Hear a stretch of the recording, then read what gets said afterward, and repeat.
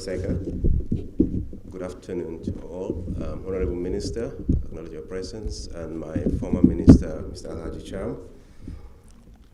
Mr. Baksture, I always acknowledge because there's a lot I learn from him whenever he is at a forum. And I'm hoping to listen to him at the forum, the panel discussion. My colleague permanent secretary is present. Good afternoon to you all. Slide, please. I think you all know about the definition. I don't have to talk about it already. The PPP unit have spoken about it.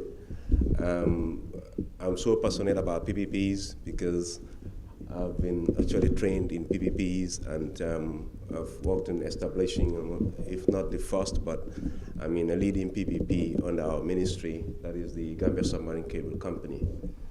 So, but what I wanted to just highlight here is that a PPP is always a long-term agreement between government entity and a private company for the provision of a public service. The public service is very key in the definition of PPP. I just wanted to highlight that. And there are revenue streams that are created, and how that revenue stream goes to finance for the private sector to recoup their investment over a period of time with profit. It's not just the investment, but it includes profit, and that is why it's given a longer period of time so that they'll be able to recoup that. And government also plays a role, and I think the Honorable Minister mentioned about the land and some funds they provided for their project. That land always is being asked by the private sector because it's easier for government to give land for them to acquire land, which may be very expensive in some countries. In Gambia, it's relatively cheap, I would say. But in some countries, land is very expensive. This is why PPP arrangements always look for government providing the land for their use. The guarantees rights of way. Rights of way normally is in the area of roads construction and telecommunications, where you lay the infrastructure along the roads. So this is why you have it there. At the end of the life of the PPP, the assets revert. I've seen the legal presentation about, okay, what do we do with the assets? The assets revert to government because it's a concession for you to provide, to help us have that infrastructure in place, and you recoup your investment with your profits, but then the asset becomes us. Ownership is very important. Next slide, please. And PPPs comes in different forms: service contracts, management contracts. They're all PPPs. It's just, these are all design and build contracts, build, operate, finance, you name it. We can go, these have been mentioned earlier, so we can go to the next slide. Now, when it comes to the WASIP project, which is the West Africa Regional Communication Infrastructure project, that has other West African countries involved. It's a regional project. We have a project, that's the Gambia project. The agreement we signed with the World Bank for the funding of $35 million project, and the $25 million went to the funding of the investment in the first submarine cable project we have in the country to improve our international telecommunications infrastructure. And the $10 million goes to the project implementation. Prior to the signing of the agreement, we have to go through a process. We also did a feasibility study of the funding and the feasibility of the PPP arrangement. And we were constrained by time. This is where flexibility comes in. We were constrained by time, so we had to compromise some of the steps we have to take. For example, when we were supposed to negotiate with the World Bank to really complete the grant element of this, we had a target time, and we have to make sure before the board sits, we get all the necessary documentations to the board at the World Bank, so that, because if they sit that time, we don't know when they are going to sit. So to kill that time, what we did is, we did not actually get the cabinet approval. What we did, we asked for a provisional cabinet approval, which the chairman of cabinet can provide, and that's the president of the republic. So we requested a provisional approval from cabinet while the process of cabinet approval goes, and this was granted, and we had to go into the negotiations in Dakar to finalize the loan. So next, please. Before we did, the conditions precedent for PPP is to have the policy and legal framework. I think when we were doing our PPP, the policy was not in place. No legal framework was in place. So we have to really rely on best practices from other countries, to see how PPP are done. And we had to get a transaction advisor who worked on that, based on legal best practices.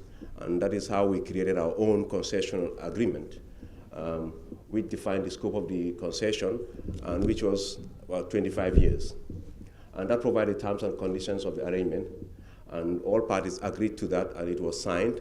That, led to the creation of the PPP. Regarding to I just want to make mention about the policies and laws. I think the legal presentation that was made, we're talking about some of the laws we have in place that may really inhibit the implementation of PPP in our country. Definitely, those laws are not created to cater for PPPs.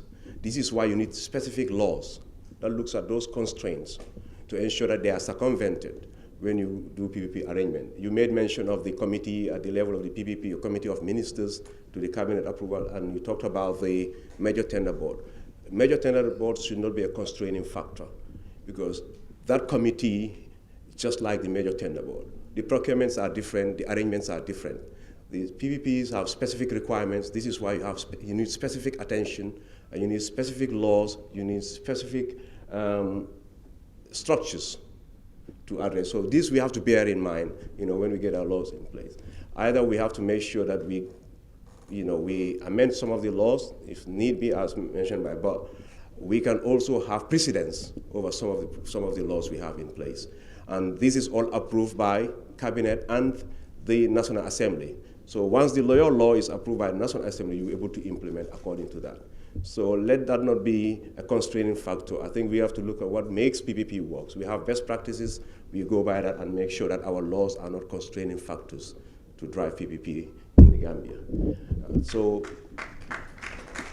And the PPP agreement.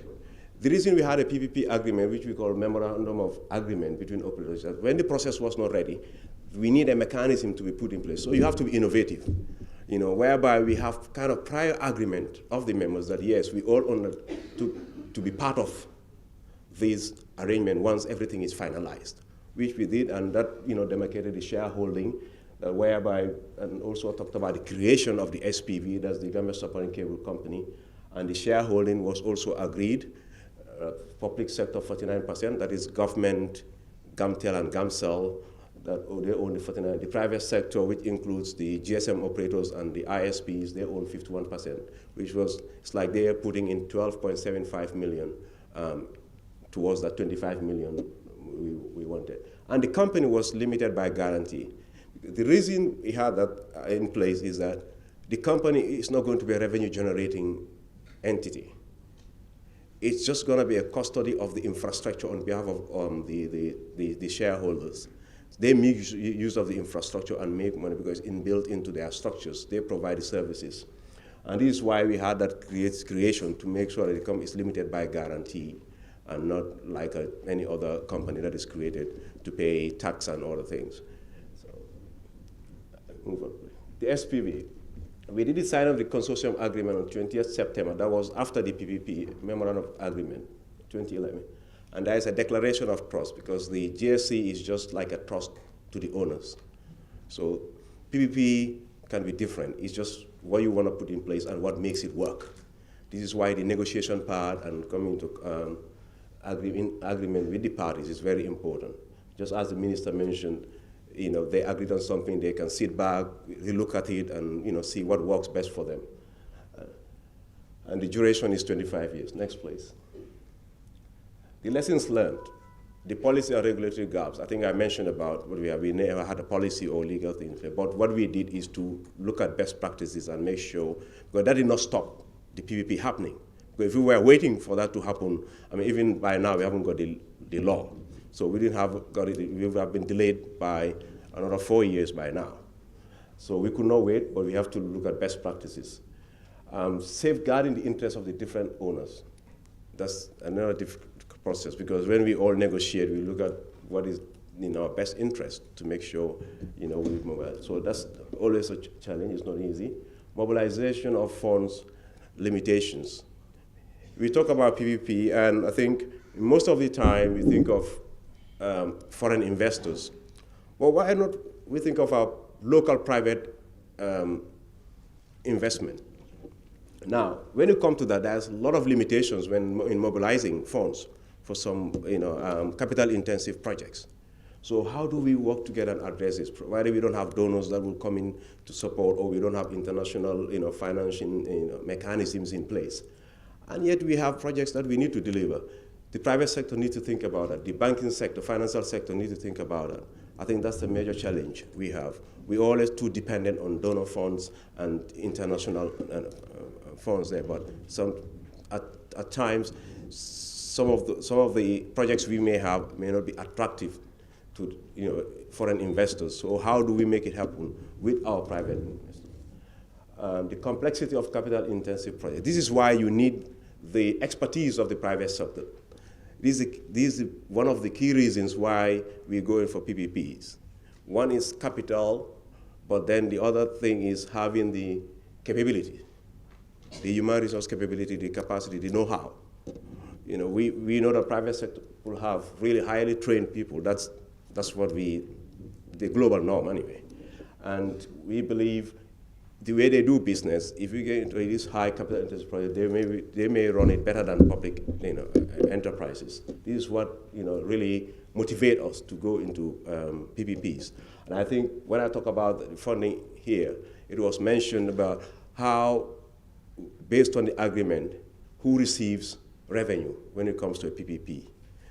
I mean, I don't think we should argue about that. If you expect someone to come and invest in what you cannot provide, you expect the person to really recoup that revenue. That how you share it depends on the agreement. If you share the revenue, all you need to do to make sure you put mechanisms in place where you can really authenticate revenue and what is your share so that it is paid to you. Or we should not be arguing about you providing the funds, but we're collecting the revenue, and then we all know when money gets into that government account. It's not easy. I mean, we're running with our public enterprises whereby GRA collects some funds for us. It's not easy. Even if when you get it, there is a delay. At times a month or two. We had an experience of what happened with the area councils here when the mechanism was changed. So these are things we have to bear in mind. When you do PPPs, I mean, most of the time with best practices, global norm, the private sector guys are entrusted to do all that. And because in most cases, government don't even get something back until the end of the concession. But we've seen here, some of the PPPs we do, yes, you may need some money coming back to government. Negotiation challenges. Negotiation is very important when it comes to PPPs. No agreement is the same. We need to bear in mind. And all is based on negotiation. No agreement is the same. So our focus is we need to get good negotiation skills. We need to know what is our interest, what is the best for us, and make sure we negotiate for the best out of the agreement. And this is what the other party does, the private sector too, to negotiate what is best, for them.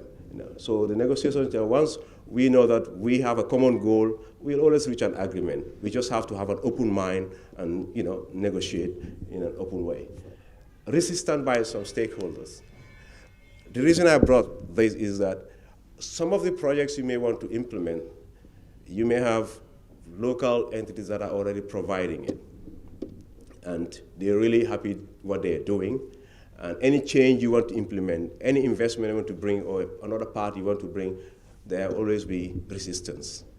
But I mean, we should not relent. We just have to be persistent. And it has, inshallah, everything will be possible. So we have to bear that in mind. Not fulfilling concessions. And I think that comes with lack of clarity, because there will be an agreement where government still wants to have some control, and based on some legal provisions which you have to bear. And in doing so, you renege on, relinquishing some of the responsibilities you have to the PPP, and then you are not fulfilling your side of the bargain. But it can go either way too. Once it's agreed with the private entity, although some of them don't go by the agreement, because in most cases it's just the manner the whole arrangement took place, that determines how that happened. So these are the lessons I want to share with you. And I thank you for this opportunity. Thank you.